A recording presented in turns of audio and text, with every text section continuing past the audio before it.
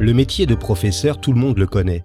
Notre propre parcours d'enfant, puis celui de nos enfants sont jalonnés de profs, tels des repères dans le temps, mais aussi des repères dans l'accès aux multiples savoirs dont ils sont les garants. Le professeur exerce un métier qu'il a choisi, il l'exerce avec rigueur et compétence, mais avant de se fondre dans l'entité enseignement, les profs sont des femmes et des hommes formidables, des bâtisseurs aux multiples facettes. Je suis Christophe Salomé, professeur des écoles depuis une trentaine d'années, et depuis 15 ans, je me promène d'école en école en tant que maître remplaçant. Je découvre régulièrement des personnes qui ont des choses à raconter, des personnes qui font, des personnes qui ne sont pas juste des enseignants, des profs, etc. Dans ce podcast, je leur donne la parole. Qu'est-ce qui leur a donné le désir d'enseigner? Quelles sont leurs valeurs, leurs passions, leurs attentes? Qu'ont-ils envie de partager? Prof, etc. François Lamoureux est né à Orthez, tout près de Pau. À l'âge de 6 ans, il rêvait déjà de devenir enseignant en s'identifiant à son propre maître d'école de l'époque. Mais après son bac, il se voyait bien devenir musicien professionnel. Après avoir essayé, il renonce pour devenir professeur des écoles. Malgré un parcours chaotique pendant sa formation, en raison de nombreux conflits avec ses professeurs, François se met à enseigner pendant 10 ans, puis il devient également formateur. Mais un événement va bouleverser ce chemin tout tracé. En effet, François quitte la France pour San Francisco et à son retour, il décide de tout remettre à plat en projetant de devenir son propre patron. Depuis, il a quitté l'éducation nationale pour se consacrer à sa passion qui est aussi devenue son nouveau métier, la production et la réalisation de vidéos professionnelles. Aujourd'hui, c'est l'histoire d'une reconversion que nous allons vous raconter dans ce nouvel épisode de Prof, etc. François Lamoureux, bonjour. Salut Christophe. Quelle est aujourd'hui la longueur exacte de ta barbe? Écoute, je l'ai jamais mesuré, mais écoute, c'est un truc qui revient souvent sur la chaîne YouTube, la barbe, parce que c'est vrai qu'on m'a posé plein de questions dessus, puis j'en ai un petit peu joué, c'est devenu un peu un personnage de la chaîne, ma barbe, quelque part, et ça devient un running gag, donc j'aime beaucoup cette question. Quel regard portez-vous sur votre enfance, François? Mon enfance, moi j'ai la sensation d'avoir eu une enfance plutôt sympa, plutôt cool. J'avais des parents divorcés, mais qui s'entendaient, enfin qui faisaient au moins mine de s'entendre devant moi. Je suis un gosse de vieux, moi. Ma mère m'a eu à 40 ans. Alors aujourd'hui, c'est beaucoup plus fréquent, mais à l'époque, en 1984, c'était moins courant. Mmh. Et même si j'ai une grande sœur qui a 17 ans de plus que moi, en fait, vu que justement elle avait 17 ans, j'ai été un peu un enfant unique, donc enfant unique de personnes relativement posées, et donc ce qui fait peut-être aussi de moi quelqu'un de...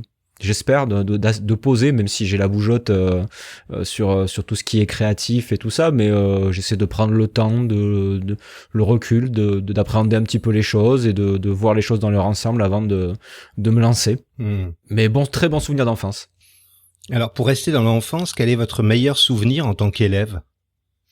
J'en ai plusieurs parce que j'ai passé quand même des bons moments à l'école jusqu'à la fin de collège, enfin même tout au long de mes études. En fait, il y a eu régulièrement des profs qui m'ont fait aimer un petit peu aller à l'école.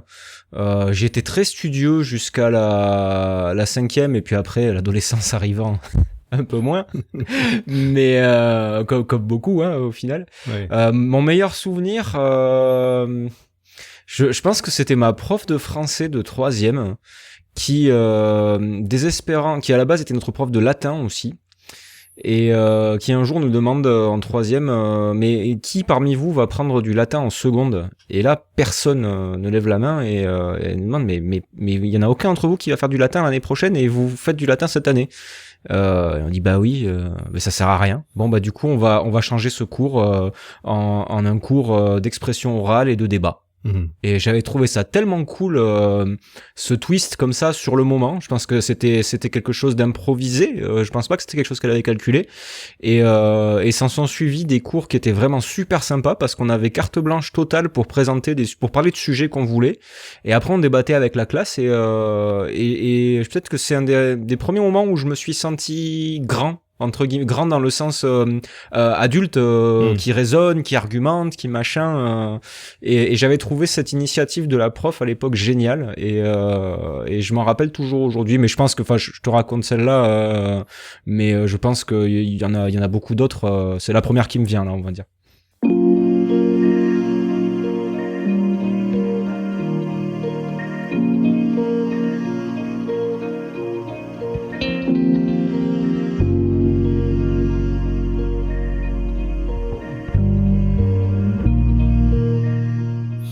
Alors on est en pleine adolescence, vous avez été quel genre d'adolescent? Ah, j'étais un adolescent rebelle, mais pas trop, je pense. C'est-à-dire que, comme tous les adolescents, je pensais mieux savoir que les adultes, et que les adultes étaient tous des vieux schnocks qui disaient des trucs pas drôles, et voilà, et qui me contraignaient à faire des choses. Mais bon, d'un autre côté, j'ai jamais fait non plus d'énormes bêtises. Voilà, j'étais très très adolescent. C'était la musique, et que la musique.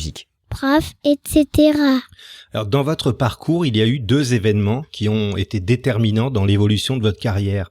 La naissance de votre blog, Si c'est pas malheureux, je précise, hein, c'est le nom du blog, c'est pas un commentaire de ma part. et la deuxième chose, c'est votre séjour aux États-Unis. Vous étiez allé y faire quoi en Californie?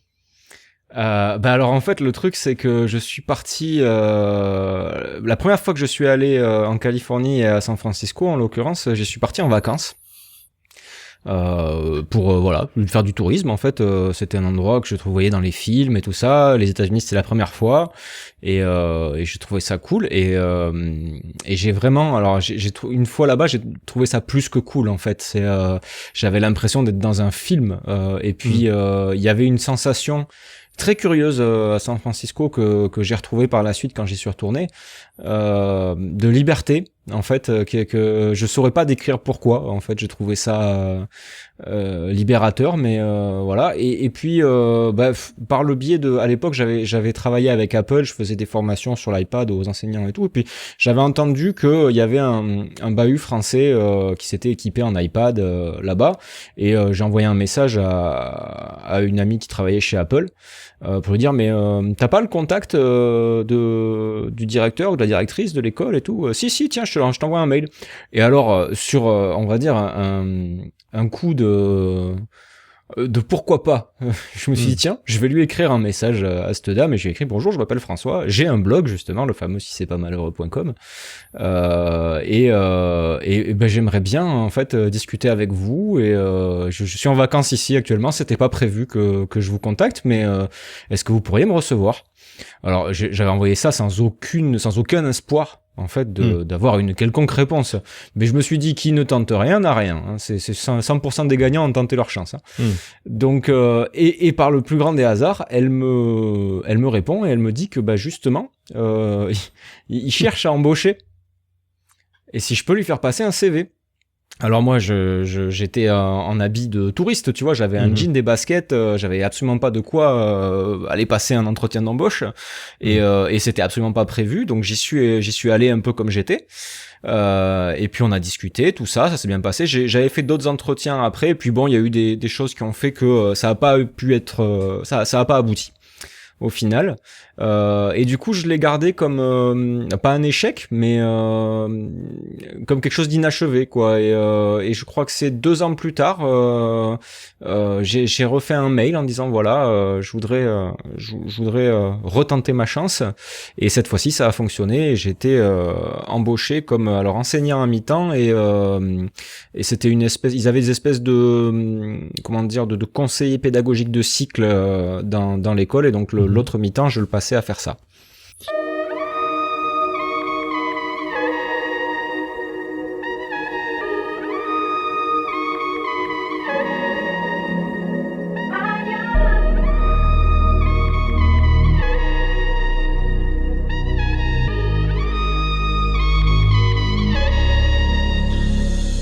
Lorsque vous avez créé votre blog, vous l'avez conçu comme un journal de bord que vous rendiez public jour après jour.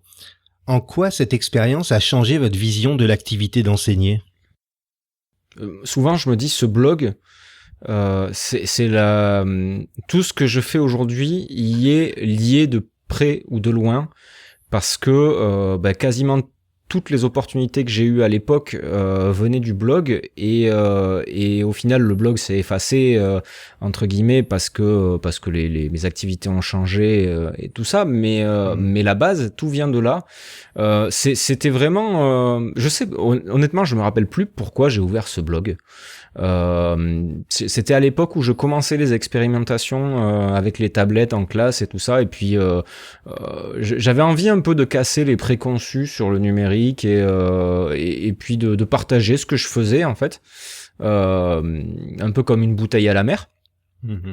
Et parce que j'avais pas forcément d'écho justement sur le numérique de manière locale, et ça a tout changé en fait, parce que partant de là, j'ai rencontré d'autres enseignants sur internet, on a échangé sur Twitter, il y a eu des idées qui ont fusé dans tous les sens. J'ai radicalement changé ma pratique au fil du temps pour partir vers des pédagogies coopératives et avec des usages du numérique et des choses qu'on appelait à l'époque innovantes. J'aimais pas du tout ce terme-là, parce qu'en fait je reprenais des vieilles recettes entre guillemets, mais juste je les adaptais aux outils d'aujourd'hui.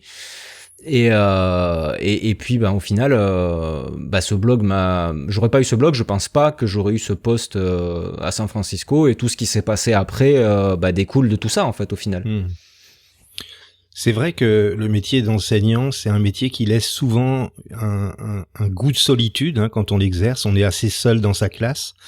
Et peut-être que le numérique a eu cette vertu d'ouvrir des perspectives, et notamment de permettre des collaborations faciles sur les réseaux ou par la simple lecture de ce qui est publié. En ce sens, ça a changé beaucoup la pratique d'enseigner, je pense. Et puis il y a eu un truc qui m'a fait un effet assez incroyable, c'est-à-dire que comme tu disais au début, quand tu me présentais, j'ai eu quelque chose d'assez chaotique au début sur ma formation initiale. J'étais très jeune, j'avais 22 ans quand j'ai eu mon concours, donc j'étais plus jeune que la plupart de mes collègues stagiaires, et effectivement en conflit parce que j'avais pas aussi la répartie, et que donc du coup alors sans aller dans la paranoïa, mais j'étais un petit peu tête de turc quoi, que de certains de mes profs, pas tous heureusement, parce qu'il y en avait qui étaient très bien, mais d'autres qui étaient pas bienveillants du tout envers moi, et qui plutôt que d'essayer de me tirer vers le haut me faisaient comprendre que j'étais nul. Et j'ai eu cette sensation-là d'être nul pendant les premières années d'enseignement, jusqu'à ce que j'ouvre ce blog en fait. Parce que là, le truc comme tu disais, on est très seul dans sa classe, donc qui va pouvoir te donner un avis sur ce que tu fais?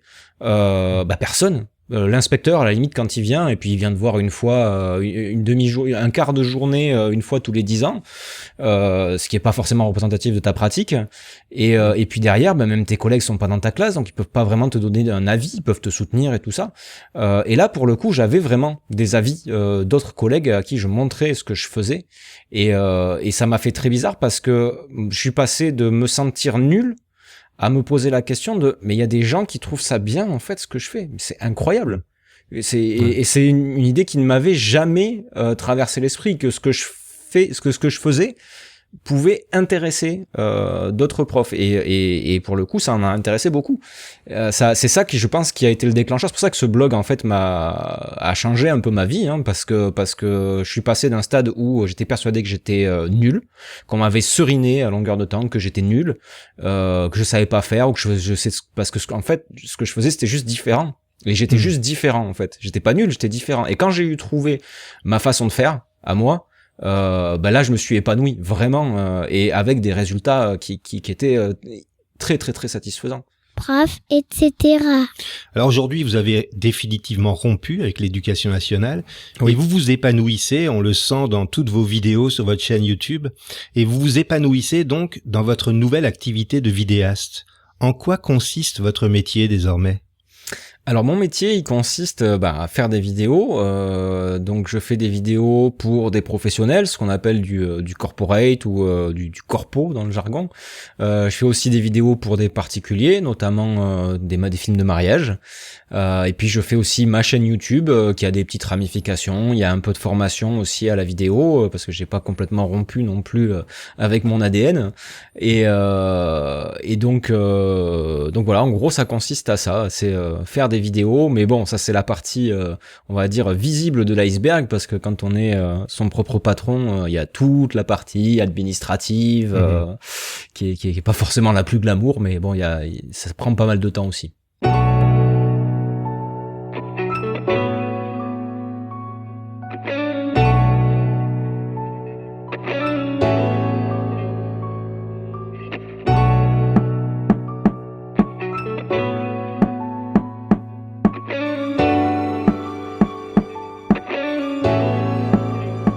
Au-delà du travail que vous réalisez pour vos clients, il y a, vous le disiez, votre chaîne YouTube qui s'appelle Explique-moi encore, et dans laquelle vous donnez de nombreux conseils, des conseils autour du montage, de la prise de vue, de l'image au sens large.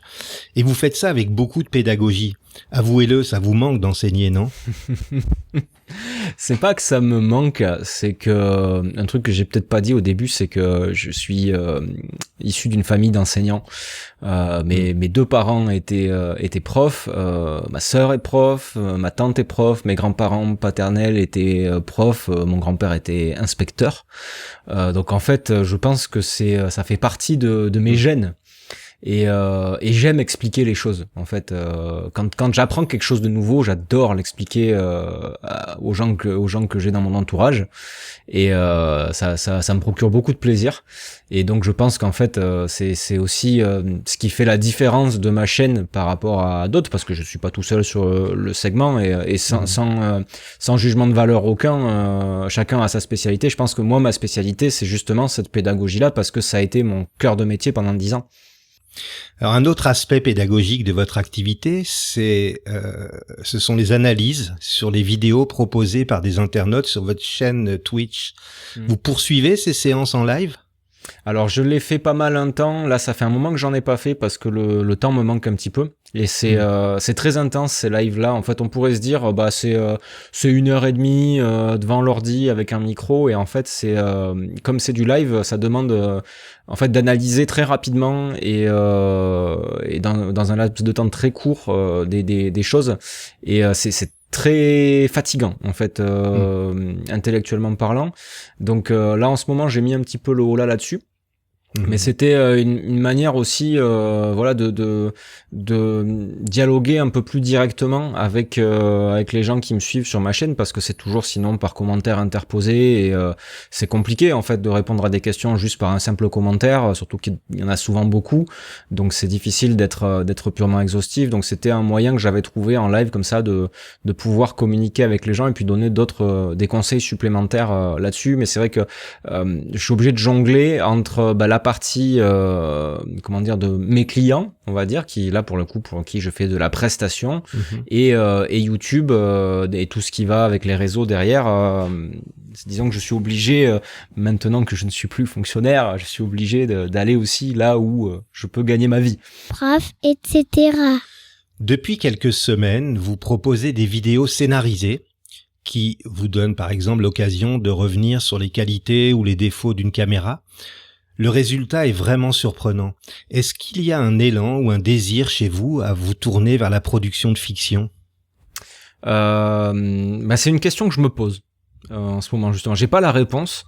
En tout cas, ce nouveau format là, c'est quelque chose qui va durer au moins encore quelques mois, puisque c'est une mini-série qui sort en fait, avec donc du coup vraiment une intrigue qui va se dérouler tout le long des épisodes. Il y en a 4 qui sont prévus.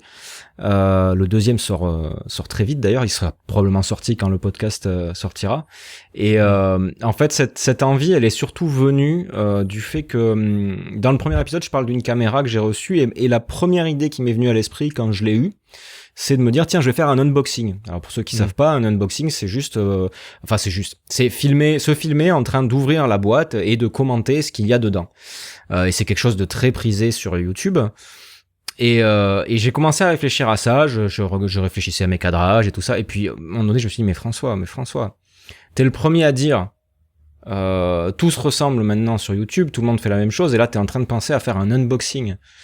C'est juste pas possible. Et là en fait j'ai eu cette étincelle de me dire, et si en fait j'intégrais les éléments pédagogiques et explicatifs que j'ai envie de mettre dans ma vidéo dans une fiction. Et une fiction qui pourrait se dérouler pas sur une seule vidéo, mais sur des épisodes avec quelque chose qui est un suivi. Et j'ai de suite en fait appelé des amis à moi avec qui j'ai travaillé régulièrement pour leur soumettre le projet, et ils ont trouvé ça super cool, super ambitieux, et on s'est dit mais quitte à être ambitieux autant l'être jusqu'au bout.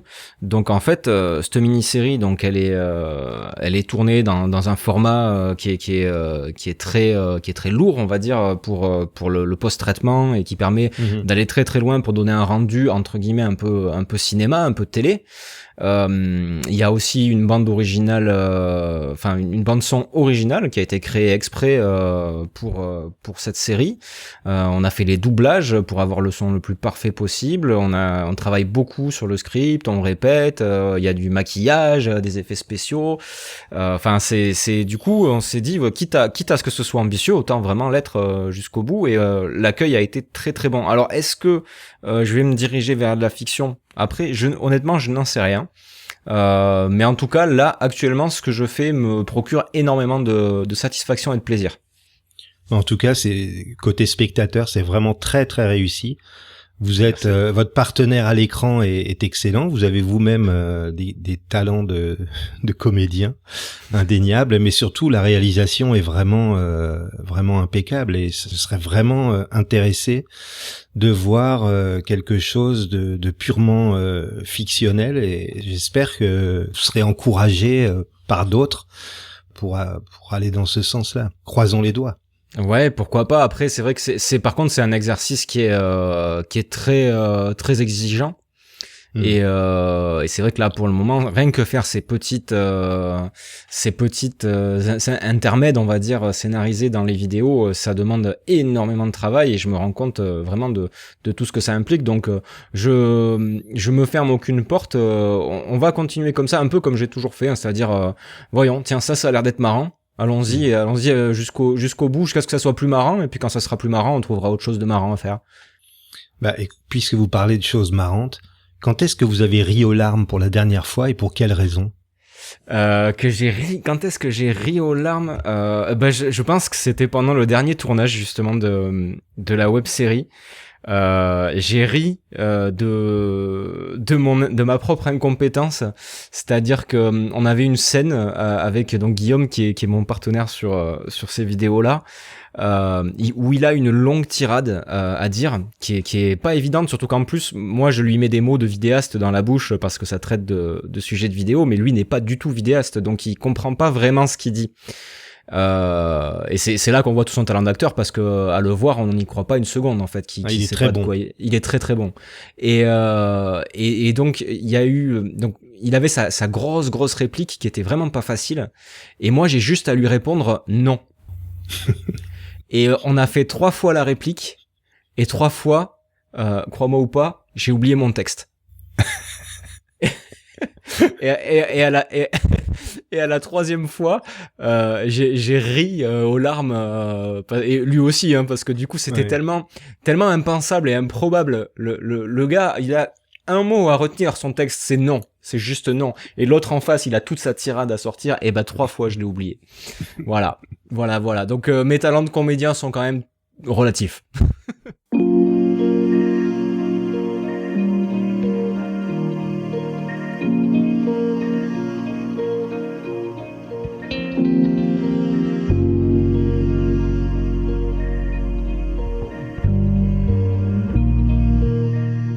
Pouvez-vous me citer un moment préféré de votre journée, qu'il soit professionnel ou plus personnel?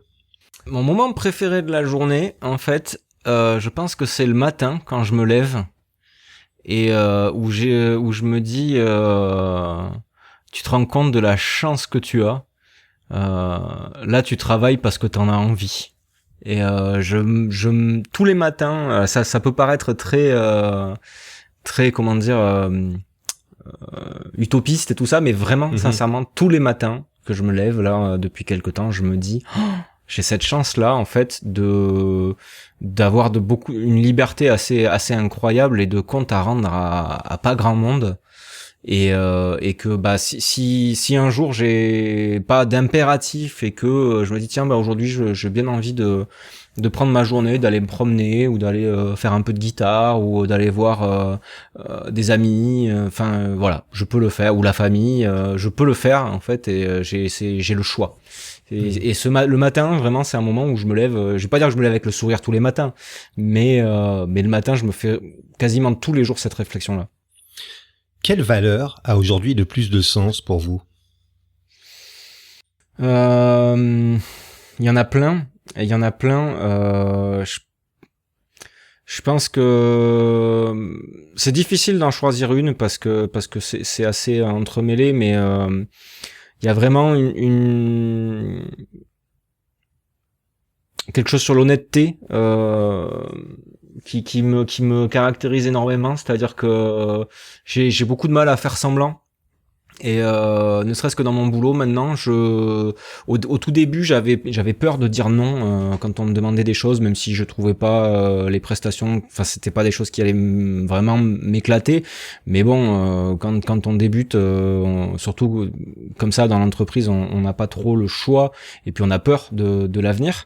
Parce qu'on sait pas, il y a pas de salaire fixe, en fait, ça dépend du travail. Et aujourd'hui, je préfère rester fidèle à moi-même et refuser des projets, pas qu'ils soient pas bons, hein, mais juste parce que c'est pas forcément mon créneau.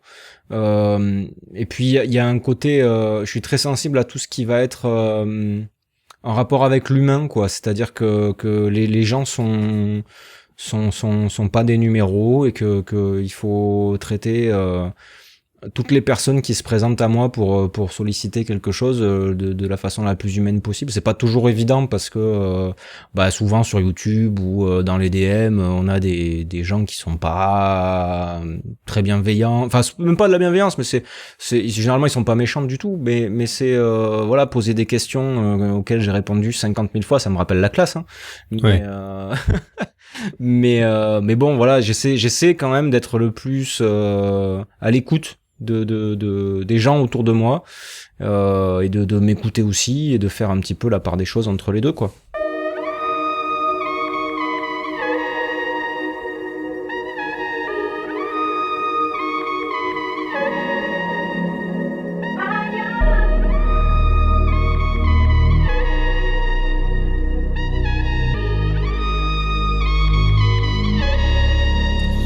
Quelle compétence ou capacité qui vous rend bien des services dans votre vie vous rend un peu fier ?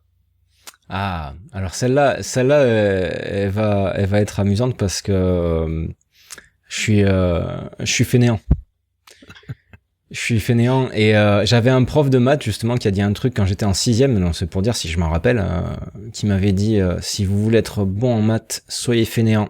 Un bon matheux, c'est un fainéant, c'est celui qui va chercher la solution la plus simple et la plus rapide, parce que s'il se perd en calcul et tout ça, au bout d'un moment, il risque il va passer plus de temps en fait à trouver une méthode simple qui marche qu'au final à faire le problème qui lui est posé. Et moi, je suis un peu comme ça, c'est-à-dire que ça me dérange pas de bosser énormément pour mettre en place des process et des choses qui vont fonctionner par la suite de manière simple, plutôt que de passer beaucoup de temps à faire des choses fastidieuses et répétitives dans lesquelles je peux potentiellement me tromper aussi. Donc c'est ma fainéantise qui au final me permet de faire aujourd'hui tout ce que je fais, et que souvent on a pris pour comment dire, de la nullité, ou je sais pas comment on pourrait dire ça, mais qu'au final non, c'était juste que il faut que les choses fassent sens, il faut que ce soit construit, il faut qu'il y ait une logique, sinon je n'y arrive pas, et donc je passe beaucoup de temps à essayer de rendre les choses logiques pour moi. C'est tout le paradoxe des choses qui sont à la fois des qualités et des défauts. C'est une bonne leçon. Si vous pouviez vous mettre dans la peau de quelqu'un d'autre, vivant ou mort, pour une journée, vous choisiriez qui ? Vivant ou mort ? Ouais. Alors dans la peau de ça serait quand même assez fun. Vivant ou mort. Je pense que un petit James Dean, ça serait pas mal quand même de savoir ce que ça fait d'être James Dean. Je pensais que vous alliez me citer plutôt un musicien, mais James Dean, c'est aussi il est rock'n'roll, un personnage rock'n'roll, exactement. Ouais. C'est vrai. Ouais. Puis, puisqu'on parle de James Dean, j'ai une autre question qui peut être reliée à ce sujet. C'est comment définissez-vous le succès ? Je pense pas qu'il y ait une seule définition du succès. En fait, c'est le succès, c'est quand quelque chose marche et ça va dépendre des objectifs qu'on s'est fixés. Et qui sont pas les mêmes pour tout le monde. Il y a des gens pour qui le succès c'est d'être riche, il y a des gens pour qui le succès c'est d'être connu, il y a des gens pour qui le succès c'est de fonder une famille, et je pense pas qu'il y ait de jugement à apporter sur les choix et les envies de chacun. Juste peut-être que c'est peut-être pas justement en succès qu'on va mesurer qu'on va faire le bilan d'une vie. Alors je dis ça, j'ai 37 ans, je suis pas non plus en train de faire mon épitaphe ou quoi que ce soit, mais je pense que le succès c'est quelque chose de trop flou justement pour être pour être un objectif. Le succès, moi j'essaie de mesurer plutôt pas en succès mais en bonheur quoi. Et bonheur et sérénité, et je me dis que si j'ai passé une journée où je me suis énervé, ou si où j'ai eu un conflit avec des gens, pour moi c'est pas un succès du tout. Par contre, si j'ai passé une journée où j'ai eu le temps, comme je disais au début, de me dire qu'est-ce que les choses sont cool, qu'est-ce que j'ai passé une bonne journée, j'ai passé un moment agréable avec telle ou telle personne, ou voilà, j'ai essayé quelque chose et je suis content du résultat. Mais le succès, ça a vraiment une notion maintenant qui est liée à la popularité et tout ça, et ça c'est vraiment quelque chose qui, même si c'est important, hein, mais surtout quand on est entrepreneur, mais c'est quelque chose que je cherche pas forcément. Prof, etc. Alors malheureusement, on arrive déjà à la fin de cet entretien, mais j'ai encore une question à vous poser. Oui. Qu'est-ce que vous vous souhaitez pour les 2 prochaines années ? Qu'est-ce que je me souhaite ? Ouais. De la sérénité. Et des franches rigolades aussi. Voilà, c'est tout ce que je cherche en fait, hein. Au final, c'est voilà, être au milieu de gens avec qui je suis bien, et de m'amuser, et je pense qu'il n'y a pas besoin de chercher beaucoup plus loin pour se sentir bien. C'est peut-être la définition de l'harmonie en fait. Tout simplement, ouais. Merci François d'avoir accepté de répondre à mes questions, y compris sur la longueur de votre barbe. Je la mesurerai ce soir. Je mettrai bien sûr tous les liens pour vous rejoindre et vous suivre en description de cet épisode. Si de votre côté vous aimez Prof, etc., n'hésitez pas à vous abonner sur votre plateforme de diffusion préférée, Spotify, Apple Podcasts, Deezer par exemple. N'hésitez pas non plus à m'offrir des étoiles sur iTunes avec l'application Podcast sur iPhone ou iPad. Ça m'aide beaucoup. Et si vous avez envie de partager votre côté, etc. avec les auditeurs, écrivez-moi sur Twitter ou sur la page Facebook de Prof, etc. À vendredi.